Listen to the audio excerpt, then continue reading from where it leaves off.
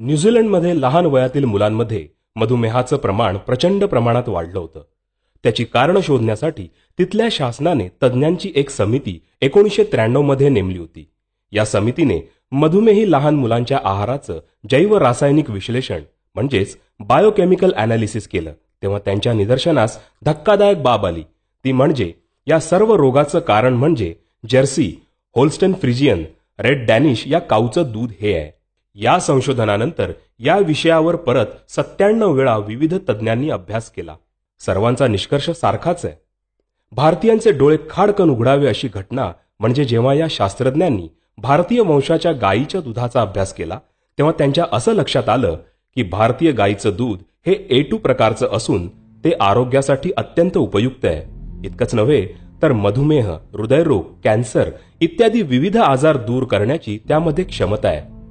आणि भारतीय देशी गायीच्या तुपामुळे हृदयरोगाच्या रक्तवाहिन्यांमधील कोलेस्ट्रॉल दूर होतं, तर गोमूत्रामुळे कॅन्सर बरा होतो.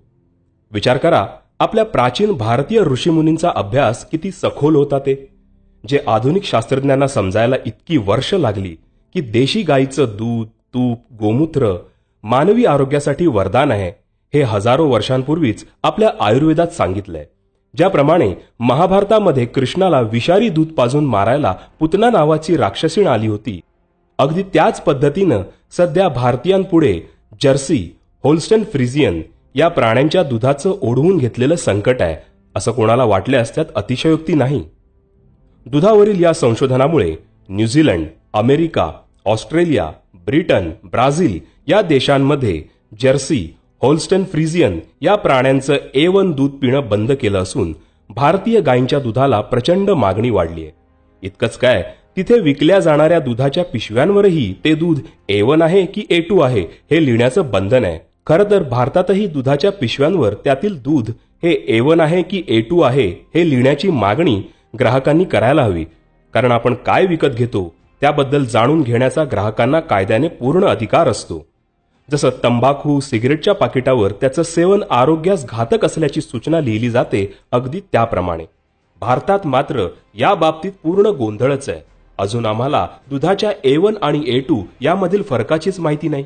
सर्वसामान्य जनतेला गाईचं दूध म्हणजेच काऊ मिल्क या गोंडस नावाने जर्सी या घाणेरड्या प्राण्याचं रोगकारक A1 दूध विकलं जातं.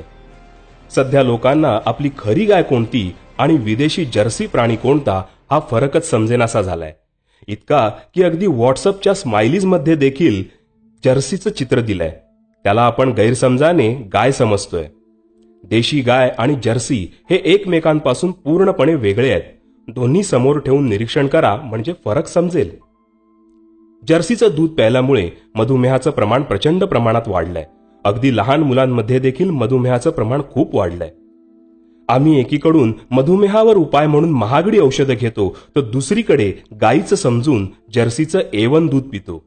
कसा बरं रोग बरा होणार? आहे की नाही गोंधळ? गेल्या 40 वर्षांपासून म्हणजे विदेशातून जर्सी भारतात आणल्या तेव्हापासून भारतात मधुमेहाचं प्रमाण प्रचंड वाढलंय. आपल्या शास्त्रज्ञांनी श्वेतक्रांतीच्या नावाखाली भारतीय देशी गायींचं विदेशी जर्सी प्राण्याबरोबर संकर करून भारतीय गायींचा वंश नासवला. त्यामुळे देशी गायींच्या 80 पैकी 57 जाती नामशेष झाल्यात आणि जर्सीचं रोगकारक दूध पिण्याची वेळ जनतेवर आली आहे. एकेकाळी देशी गायींच्या दुधाने समृद्ध असणाऱ्या आपल्या देशात आज देशी गायीचं दूध मिळणं अवघड बनलंय. देशी गायीचं तूप मिळणं तर फारच दुर्मिळ. कसंबसं राजस्थानातील पथमेडा या ठिकाणी शुद्ध देशी गायींचं जतन केलं जातंय. तिथल्या शुद्ध गायीचं तूप प्रयत्नपूर्वक मिळू शकतं ही त्यातल्या त्यात जमेची बाब. इतर देशांनी मात्र गेल्या काही वर्षात भारतामधून देशी गायी नेऊन त्यांची उत्तम शुद्ध स्वरूपात जोपासना केली आहे. ब्राझीलमध्ये 60 लक्ष शुद्ध भारतीय गीर गायी आहेत, तर मूळ भारतात त्यांची संख्या शिल्लक आहे फक्त 3000. ब्राझीलमध्ये भारतीय गीर गायीचं दिवसाचं दूध उत्पादन आहे 64 लिटर. असं असूनही आपले डोळे अजूनही उघडलेले नाहीत. भारतात आजही दिवसाला लक्षावधी देशी गायींचा जर्सी बरोबर संकर करून त्यांचा वंश आपण नासवून विषारी बनवत आहोत.